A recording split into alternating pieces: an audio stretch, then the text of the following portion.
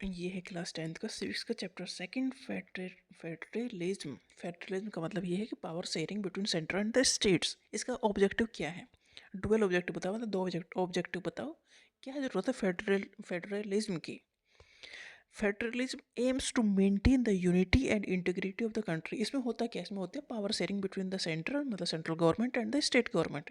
इसमें डिवाइड हो जाता है सब्जेक्ट कि इसके ऊपर तुम डिसीजन लोगे, इसके ऊपर हम डिसीजन लेंगे। तो इसका क्या ऑब्जेक्टिव है, क्यों है ये?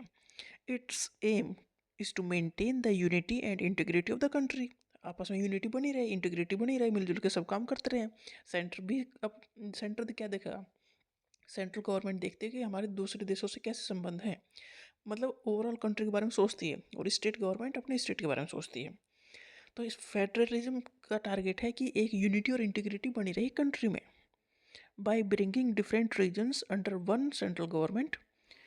It ensure that the nations remain strong, stable and United.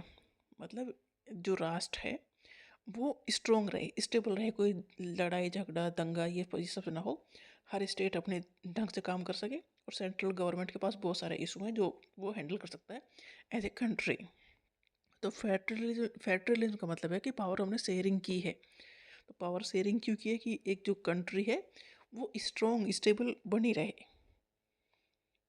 Federalism also allow different states to have autonomy so they can preserve their language। देखो स्टेट की अपनी लैंग्वेज है, कल्चर है, ट्रेडिशन है, लोकल इंटरेस्ट है, तो डेफिनेटली वो local जो चीज़ें हैं अपनी उस स्टेट्स की, उन्हें बचाने का काम स्टेट गवर्नमेंट ही कर सकती है। तो फेडरलिज्म ने ये पावर दी है स्टेट को कि वो अपने कल्चर को, लैंग्वेज को, ट्रेडिशंस को बचा सके, अपने हिसाब से चला सके।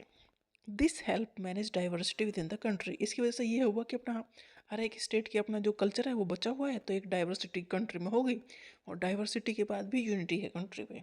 तो फेडरलिज्म का ये टारगेट है या ये ऑब्जेक्टिव है कि कंट्री स्टेबल रहे, स्ट्रॉन्ग रहे, और ये सब में यूनिटी रहे, और सब जो स्टेट का जो कल्चर है, लैंग्वेज है, ट्रेडिशंस है, वो भी बचे रहें।